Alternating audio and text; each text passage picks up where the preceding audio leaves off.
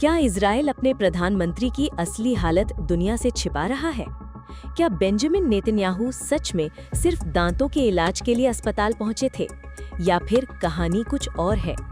यरूशलेम से आई एक खबर ने पूरे इजराइल में सनसनी फैला दी है। इजरायली प्रधानमंत्री बेंजामिन नेतन्याहू को अचानक देर रात हदासा ऐन कैरम अस्पताल ले जाया गया। लेकिन सबसे चौंकाने वाली बात ये नहीं थी कि वो अस्पताल पहुंचे, बल्कि ये थी कि उनकी अपनी सरकार ने घंटों तक इस खबर को छिपा कर रखा। ना कोई आधिकारिक बयान, ना मीडिया ब्रीफिंग, ना प्रधानमंत्री कार्यालय की तरफ से कोई जानकारी। लेकिन जैसे ही हिब्रू मीडिया में खबर फैलनी शुरू हुई, सरकार को सामने आना पड़ा और फिर वही पुराना जवाब दिया गया, रूटीन डेंटल ट्रीटमेंट।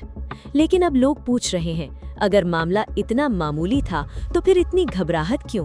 क्योंकि यही वो अस्पताल है जहां कुछ ही हफ्ते पहले नेतन्याहू का कथित तौर पर प्रोस्टेट कैंसर का इलाज हुआ था। रिपोर्ट्स के मुताबिक उन्हें रेडिएशन थेरेपी दी गई थी।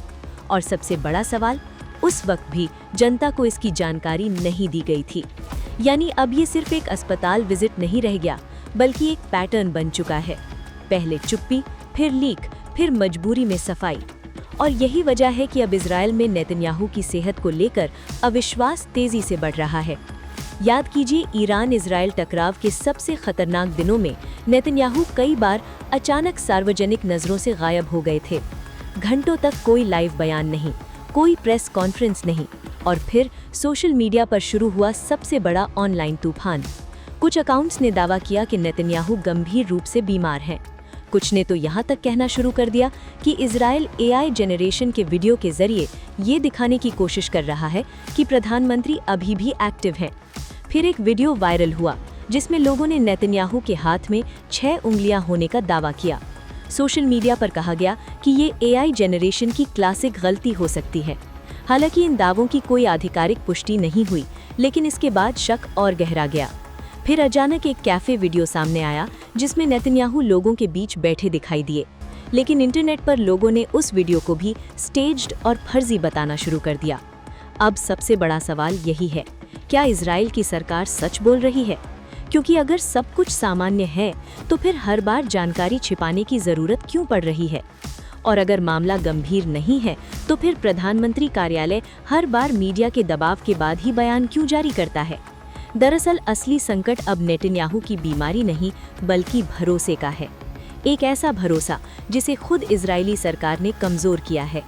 पहले कैंसर की खबर छिपी, अब अचानक अस्पताल दौरा, और हर बार वही रणनीति, कुछ नहीं हुआ जब तक कि खबर बाहर ना आ जाए। सबसे गंभीर बात यह है कि ये सब ऐसे समय हो रहा है जब इजराइल चारों तरफ से संकट में घिरा है।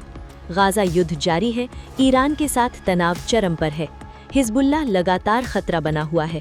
और ऐसे वक्त में अगर देश के प्रधानमंत्री की सेहत को लेकर रहस्य बना रहे तो ये सिर्फ निजी मामला नहीं रह जाता, ये राष्ट्रीय सुरक्षा का सवाल बन जाता है।